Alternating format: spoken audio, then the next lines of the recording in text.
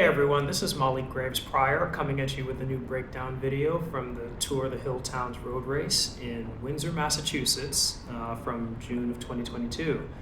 That intro that you just watched was from the very end of the East Hawley road climb, which happens to be the defining terrain feature of this race, where I very narrowly avoided being taken out by another racer who had overcooked the turn. All it took was just doing a super quick detour, riding through some grass, making my way back to the road, all in time to catch back up with the lead group that I had been in. We started off with, I think, around 50 racers in the combined Masters 40 plus and 50 plus field. So at this point in the race, I think we were down to maybe 10 riders. That was definitely something that was on my mind as I was as I was taking that detour, just trying to get back to them as quickly as possible. So as you saw, thankfully I was able to stay upright and course correct with a few expletives, and as you can imagine, it definitely spooked me big time. And it also did a number of my drivetrain for the rest of the day. So, trying to clear grass out of your cassette and your chain while you're continuing to pedal and trying to catch back on, it's practically impossible. But thankfully I was able to get a good chunk out, at the very least to finish the race. But, afterward it was just done. I had to replace them both, unfortunately. That said, the other racer, he was extremely apologetic for his mistake. He was, he was telling me that he was, very grateful that I was able to stay upright, and he and actually a number of the other people in the peloton were commenting on my handling skills, and I was just like, well, thank you. I'm glad I was able to stay upright. That's the most important thing, and thankfully I didn't have any other incidents for the remainder of the race. So I think one person said that I did a Lance Armstrong into the field from one of Lance Armstrong's tours. I think it might have been like his first, second, or third tour, or somewhere around there. So all in all, it was just one of those situations where I was just grateful to have, been able to maintain my focus, even with what happened, and, avoid a potentially disastrous outcome. So, all that being said, the 2023 race season has started, and I've got a pretty fun schedule coming up, including the Tour of the Gila stage race in New Mexico in a couple of weeks. I'm definitely looking forward to that one, as well as revisiting races from last year where I had some success, like Ken Harrod, which I have a race analysis video up already on the channel from last year, as well as this race, which is coming around the bend too, that Tour of the Hilltowns. It should probably be in June, I believe. So with that small chit chat out of the way, let's get started. So I just skipped ahead a little bit. This is actually the very beginning of, as I had mentioned before, the defining terrain feature of this race, which is the East Hawley road climb. We just made the right turn onto East Hawley Road, and this climb basically makes this race. So the guy that I just passed, he had been off the front for a little while, trying to stay away and get away, and he mentioned because he's not a particularly strong climber, and that's what this road race is all about. East Hawley Road is basically like a 17 to 20 minute long climb, depending on where you call the top, because at the very top of the climb there's some gnarly rollers up there, but if you're talking about like the climb proper really begins and probably ends at like 17 minutes or so. So as you can see right here, I'm on the front of the race, and I'm hauling, going up, and you can see the grid is like 7, 8, 9%.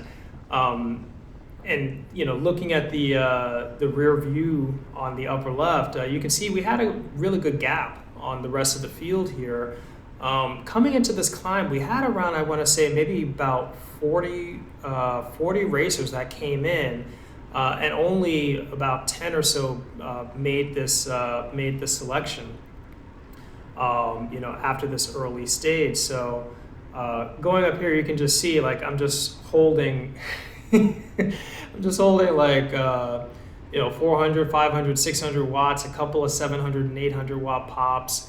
But that's what this, and God, 10% grade. Yeah, I had forgotten that there were a number of sections in this on this long climb that they get into the double digits. But that's really, like, this is really like a race with two distinct halves. It is, can you survive the climb on East Hawley? And then after East Hawley, there's a whole bunch of rollers on the back half. I'd say in the final like 20 to 25 miles or so of the race, where your legs are already spent, and you're just you're basically seeing who's got something left in the tank after everything that happened. So if you look at the elevation at the very bottom of the video, you can see we're only at the beginning of this climb, and for the past couple of minutes or so, like 2 or 3 minutes or so, I've basically just been holding like 350 to 450 watts on average. So this was effectively the nature of this climb. I'm not really gonna break down this climb because there's really nothing to say about it. It's just you're suffering, and you can actually see up on the screen. I have whatchamacallit. I have the power that I had held throughout the course of this particular climb. It was about 20 minutes long, 331 watt average, 351 watts normalized. That 5.5% grade, as you can see from looking at the grade, that's the average, but it also takes into consideration where it flattens out near the top, and you gain a little over 1,200 feet of elevation. So this is not an easy climb whatsoever. I would say, like, on the climb proper, it's you're resting at 3 to 5%, and you can see right here, it's kicking back up again. We had a rest at like 5% or so, and now we're back up 8%, 9%, 10%, and you just keep going, 11%. So there's really nothing much to say about this climb beyond that. It's just how much power can you hold, and can you stay attached? So with that being said, for those of you that are interested, maybe you're doing the tour of the Hilltowns, in some future year, and you just want to see, what is required in terms of power outage, what type of speed you can potentially expect, and so on and so forth. What does the terrain look like from a first-person perspective? I'm going to actually be putting the full climb at the very end of this race, but in the meantime, we're actually going to skip ahead to really what I consider like the meaty part of this race, and that's really what inspired the title of this video. Teamwork makes the dream work.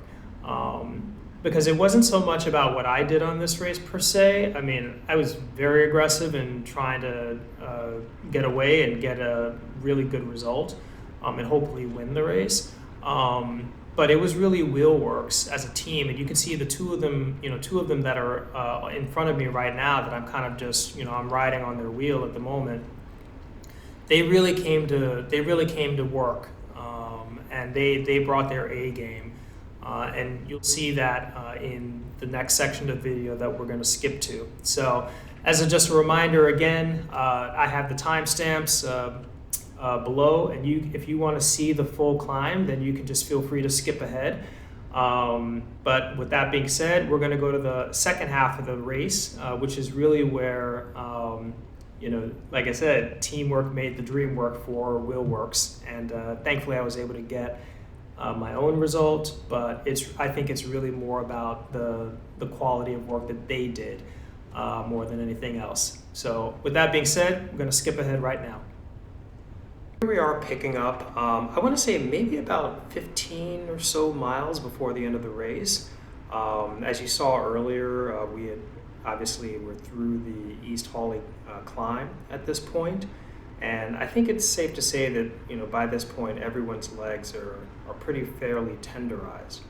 So I'm looking around, and I've been kind of watching the body language of everyone in the race. Looking to see who's up out of the saddle. Are people kind of rocking in their bike? Are they still putting out a smooth cadence, and so on and so forth.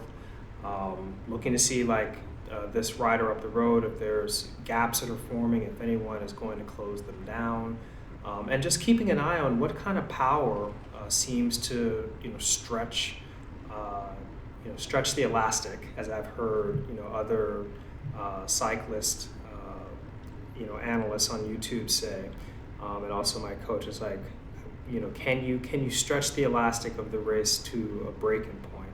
And so I saw this guy, going up the road, and as you can see here, I'm really just kind of looking at my power, and I'm like, at this point in time, I'm like, okay, seem to have put in a gap on the field behind us, and this is basically, threshold for me. So around 380 watts or so, plus or minus 20 or 30 watts.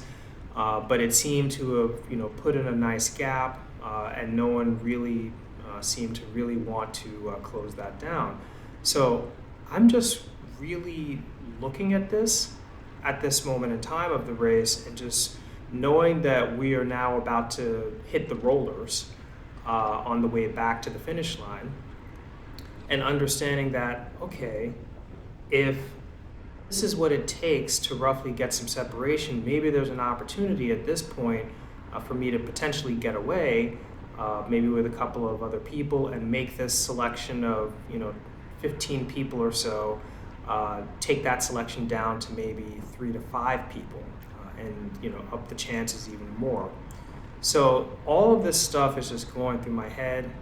I'm really thinking about all of this and saying, okay, I know that we're going to have these long rollers where you're just climbing for maybe a minute or two, and then you're descending like we are here right now, and then you're climbing again for a minute or two, and then descending, and so on and so forth.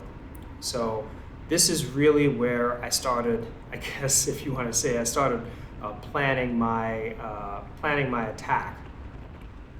So as I started moving up to the front, I'm actually going to switch the camera angles, and we're going to stay here with this camera view, primarily because, as far as I understood it, at this point in the race, we were the front of the race.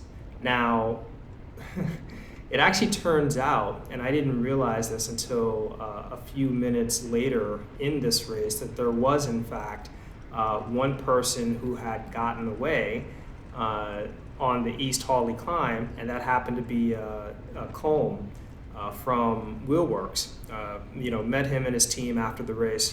Very cool people. But I didn't realize that they had someone off the front until their team really started making moves to try and just shut down any attempts to get away. But like I said, at this point in the race, I wasn't aware of that. So Colm had been able to sneak away on the East Hawley Climb in a way that I thought I had, kept tabs on everybody, but clearly at this point in time I wasn't sure. So at this point, I'm still thinking, okay, we're the front of the race, and I'm saying, okay, threshold. Threshold seems to be able to cause a gap because everyone's exhausted, my threshold. And again, right here, put in that effort. I just wanted to basically see, could I tease, a couple of people out so that we could get going. But I didn't want to put out too much energy just in case it didn't work, just to see how the field would respond, really. So one person came across, he was from the Minuteman Club. And I'm still, I'm looking back at this point. As you can see, I'm not really putting out that much of an effort, not really trying to separate, because I'm really just trying to get a sense of what's left of the legs of the field. And so, there was, again, that same phrase. I think it actually might be Jeff Linder of NorCal cycling fame, who talks about trying to see if you can get the elastic to snap. And in this particular case, I just wanted to see how far could I stretch it, before the field kind of woke up. So this is kind of, that point in time where I was just like, okay, I just tried to make a move, and, we just switched back, just tried to make a move, see how the field would respond. And, the field responded not as quickly as I thought it would, but that actually just gave me even more confidence that, hey, maybe there's actually an opportunity here to get away.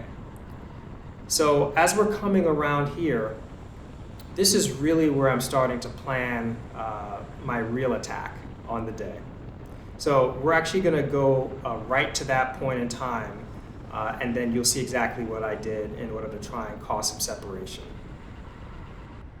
So I just skipped ahead, maybe a few minutes down the road, and as I'm looking up, I'm seeing that there's basically a long incline coming, and this is really where I decided to try and put in a massive attack on the field and see if I could get some separation. So as you can see here, I pushed my power up into the 400 watt range, and at this point, I'm literally just thinking to myself, okay, I'm gonna just keep this power here and then see who comes.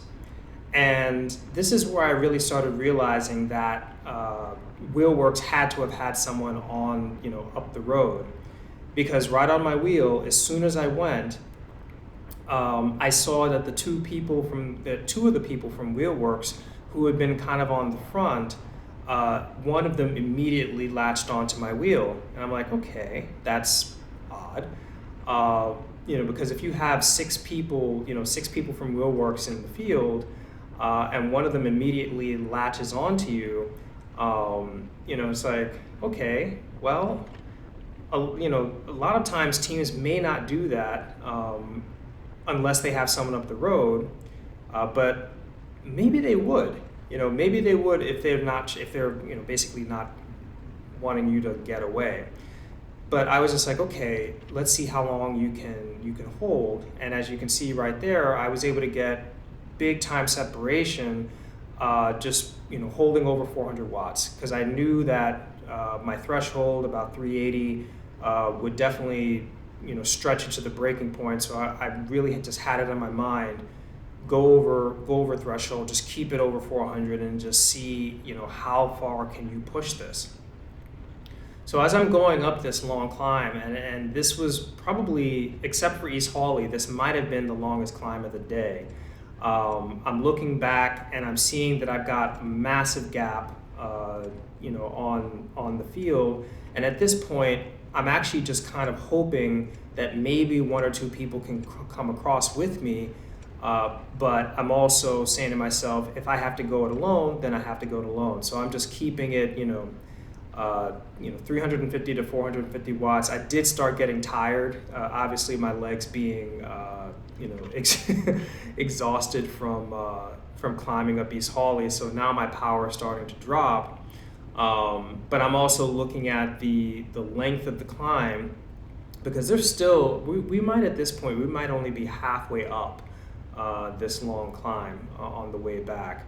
And so I'm looking at this and I'm like, let me just take a little off and then throttle it down a little bit just so I can save something for the rest of the way. And so, you can see, rather than being over 400, which is what I used to get this gap, I throttled back to just under threshold.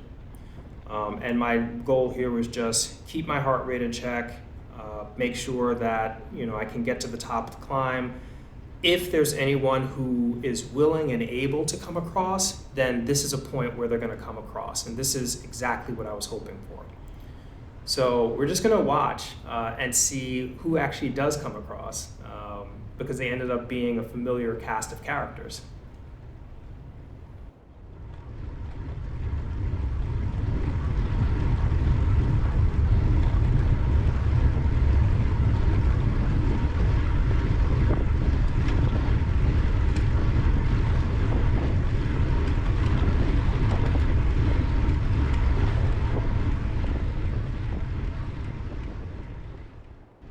So one thing about climbing, and this is, kind of the great equalizer. This is actually Hunter from, from Hunter Provonost from CCCNS or Cheshire Bicycle Club, I think is what it's called. He's a guy that I ended up racing with not only here, but also at, we raced together at a Green Mountain stage race. And he led the charge to bridge up. And I was really happy when I saw that because having ridden throughout the race course with him, I knew that he was someone that was interested in trying to get a result. But what you can see here is that, there's the cyclist from Minuteman. There's this cyclist in the blue stripe who's kind of not really taking pulls, but kind of just like he's right behind on my wheel at this moment in time. But he was I think he was just trying to not do that much work at all, if any. And then the final person that came across was a member of Wheelworks who's sitting on both of them. So here's Hunter again, and I'm kind of looking back and I'm watching this behavior, and what I'm realizing is that, okay, of all of the people that are here, Hunter is really the only one that's looking to work. So I'm kind of looking at everyone else, because whenever you're in a break, there's always going to be the possibility of people who are there to work and try and commit to the break and make sure that it stays away. If you have members of a team, they might be there just to disrupt, and so I had my eye out on that. And then there may be other people that'll come across, but they're going to try and basically minimize the amount of work that they're doing as a strategy as much as possible. So I'm just continuing to look back. I'm actually, at this point in time, I'm looking over my shoulder because I'm like, okay, we definitely made a separation, but then the rest of the field just basically put the expenditure to catch up. So again, I'm still thinking to myself, all right, who's here to work and who's not? So this is where I put in yet another dig coming up on the climb, because I'm like, okay, we all just got over, who's gonna be willing to come? Again, how can I tease out the right mix of individuals? So as you can see, I'm doing all this, I'm on the front right now. And I knew how much energy I had left after East Hawley, so I was just like, okay, maybe I can turn this into a war of attrition. So that's basically where I'm at right here, is just kind of playing a cat and mouse game. And I'm looking back and seeing who peels off, who's trying to come up and maybe take a pull. Can I, get a gap here and there and see how the field responds, see who repeatedly tries to come across. Are they coming across, strong and solo, meaning they're there for their own result, or are they coming across just fast enough to bring the field with them? So in this particular case, I peeled off just to make it look like, I was going to blow my nose, which is what I did. But I did that because I wanted to try and get some separation. And then you can kind of see I'm slowly but sneakily pulling away from the rest of the field. It's because at this point in time, I was eating food. And so if they weren't really paying attention, I was just like, let me just put in a little bit of effort and see if I can put in yet another gap and see who's really vested in closing this down. So at this point in time, I'm looking back and you can see my powers in the low 300s. That's when I was just like, okay, this is going to give me an opportunity to really gauge who I'm up against. And so as I saw here, I looked back, and who was it that came right across? It was Wheelworks leading the charge, but not so hard as to drop everyone, but just hard enough to bring the whole field. So that's when I realized Wheelworks has someone up the road. There's someone up the road. I don't know when the separation happened, but because of the behavior and the tactics, that's when I realized. And so that's when I started putting in, you can see I'm in the mid to upper 400s. I was just like, okay, you're not just going to get on my wheel and sit there. I'm going to make this very, very hard on you. So now we're actually this is just a matter of just playing the terrain game. The reason why I came off the power is because, I saw, okay, there's a long climb that's coming up, and we're going into basically a dip in the valley. And as you can see, the grade is like -1 or 0. So we're going downhill, and we're, about to get very, very fast.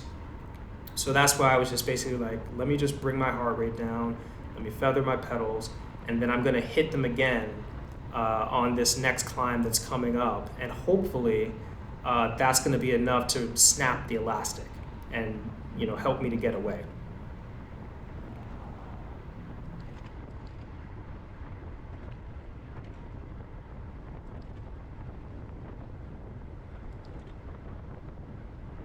So now we're starting to climb again. You can see this is where I really meant business. And so I did an initial push up into the 500s, and now I'm holding it, the the lower 400s, 300s, and then coming right back up. And then just really the thing I'm thinking in my head at this point is punch him in the mouth.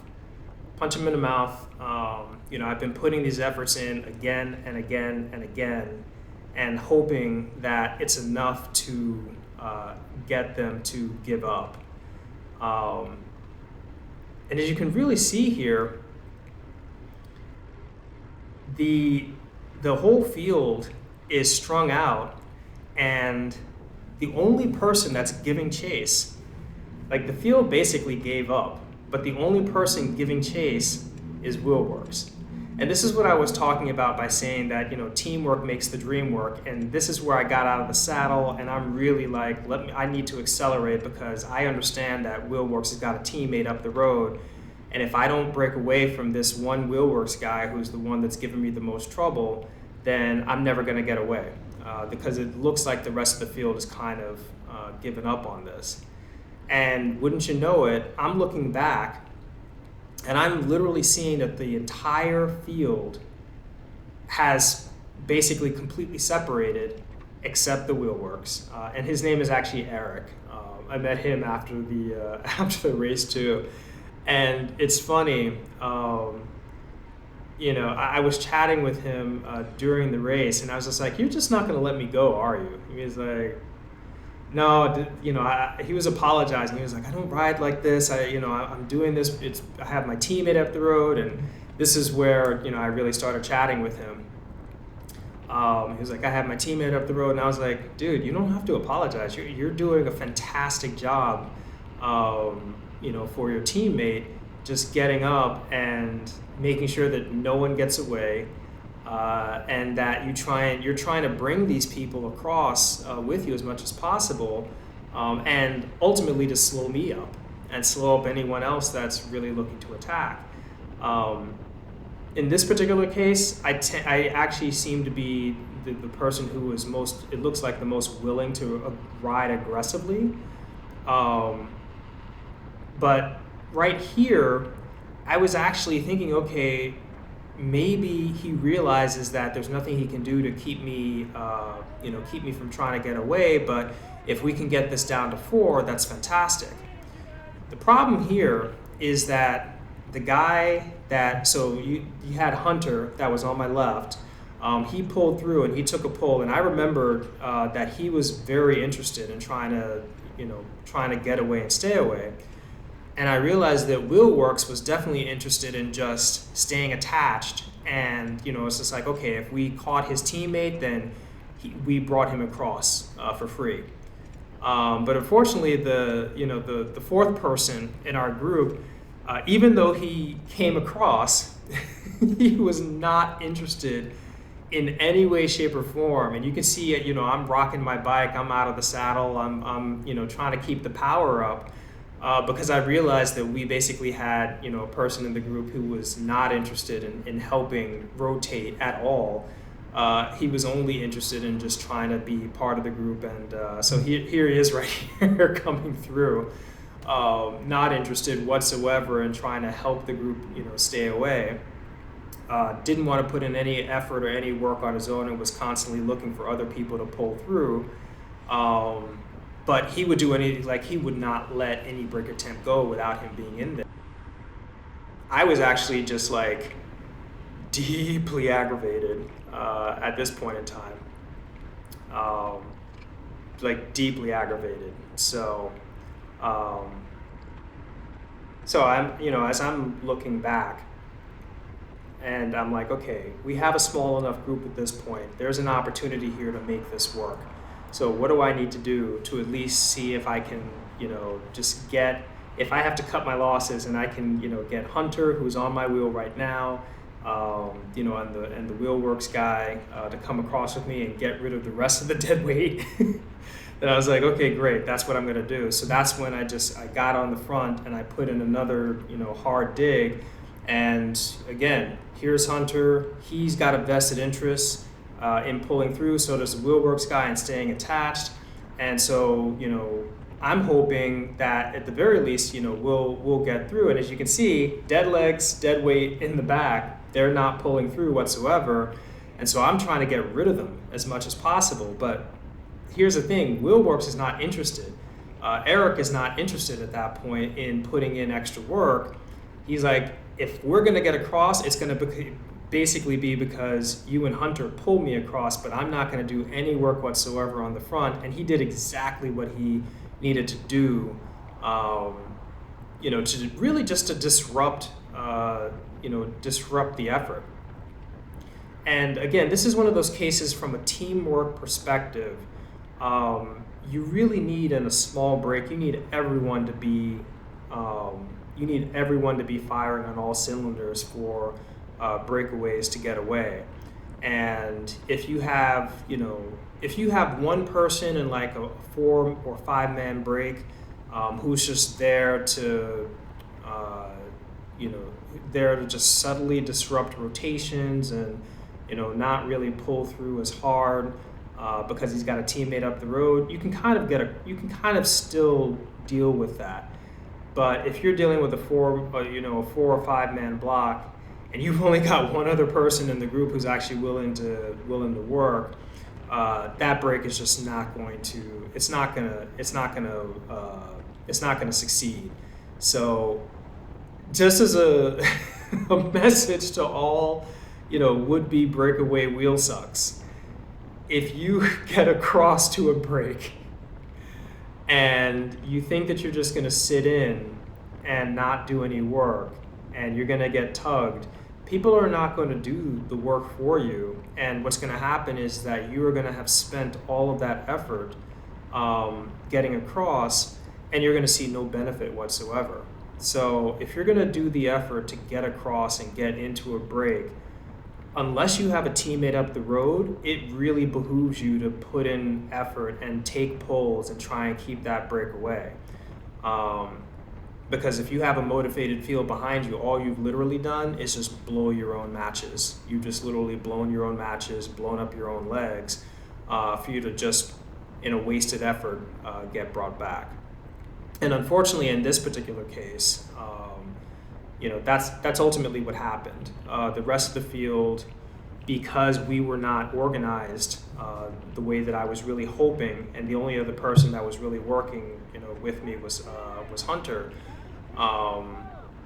We eventually got brought back, and that was just that was deeply painful, especially given the amount of work and the amount of effort that we put in to try and separate throughout. So as you can see right here, we basically, that's the field in the rear cam right behind Hunter. And by this point in the race, I pretty much just gave up the ghost, and I was just like, all right, we're only maybe 5 miles away from the finish line, so I'm just going to keep my powder dry and just go into the finish. So I did try one last time to rally a couple of people into trying to chase down the teammate and just basically say, look, he's got a teammate up the road, we're all racing for second place, like, at the very least, let's work to bring this guy back. Because it actually turned out he was only maybe 30 to 45 seconds ahead of us. I would say earlier in the race, on this long stretch, we actually caught sight of him. So he was within sight I think we I did get him to within like 30 to 45 seconds, and then with all of the the breakaway disruptions and shenanigans, we just couldn't pull him back. And so I think he ended up, Erik did his job. He did exactly what he needed to do in order to make sure that Wheelworks secured the win on the day. And that's, when you're one person or a couple of people fighting a team, it is really, really difficult if that team knows how it's riding to just get away and kind of break their spirit, as it were. It's just nearly impossible when they're riding well. So, just on a number of fronts, for one, I wanted to say thank you to Hunter for, giving it your best with me in trying to get away.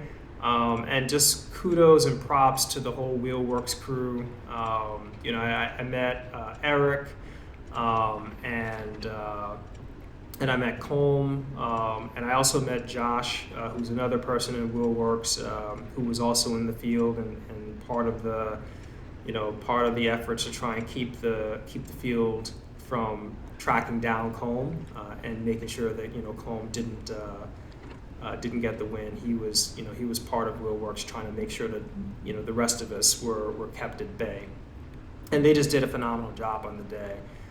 So if you're looking as a team and wanting to understand like how do you shut down chasers, and how do you just help disrupt chase efforts, you're doing it in a respectful way and a competitive way, but you're protecting your team. Just watch this, like what the Wheelworks crew did in disrupting the rotations. It was textbook, and I was singing their praises during the race, after the race. It's one of those things where I'm always happy to see it, because I'm as a member of the Dave Jordan team. This is also stuff that I end up doing for my team, and so to see other teams doing the same thing and practicing some of those tactics is it's really nice. So we're basically coming up to the end of this video. So if you're still watching, I just wanted to thank you. As I mentioned, we are we're coming up to the very end. Unfortunately, my camera died maybe about half a mile away from the finish line, and I was so upset. But I can give you the rundown. Basically what happened is in that final half mile, my legs just gave out with all of the efforts that I've been doing earlier in the day, trying to get away, trying to get separation. So in terms of the sprint efforts, I didn't have that much for a sprint effort, and so I ended up getting 5th place among the 40 plus. And they scored the 40 plus and the 50 plus separately. So I think the combined field was like 45 to 50 individuals. I think Colm took first overall in the 40 plus, and then Hunter got second, and then I got 5th place. So just outside of the podium for the 40 plus, but this is one of those days where I, looking back, could I have been less aggressive? Possibly. Maybe I could have saved my legs a little bit more. But for the finish. But in the end, I wasn't particularly upset by it, because I really, if I had been able to get separation, I would have been able to ride away and secure a solo second. So that's really what I was riding for, and trying to push the envelope as much as possible. That's kind of my personality in these road races anyways, to try and be as aggressive as possible. So, I didn't get the podium that I was looking for, or at the very least to secure the 2nd place, but, did well enough. And it ended up being, a really fun race. Tour of the Hilltowns is, it's absolutely fantastic. Look it up on Bike Reg. I don't think that it's open yet for registration, but it will be. Definitely recommend that you sign up for it. It's a phenomenal race, a beautiful course, and just a lot of like opportunities to be very tactical in how you use your power, and how you use race tactics, and trying to suss out how the field is going to respond, and lots of opportunities to get away also. Ride profile. So with that said, we're going to bring this video to a close. I just want to thank all of you for being here and for listening in. And as I promised as well, at the very end of this video is the full unedited climb for East Hawley. So thank you again. If you liked my commentary, please feel free to leave a comment, like, subscribe, and got some more videos coming down the pipe as well. So thanks everyone, and see you on the flip. Bye-bye.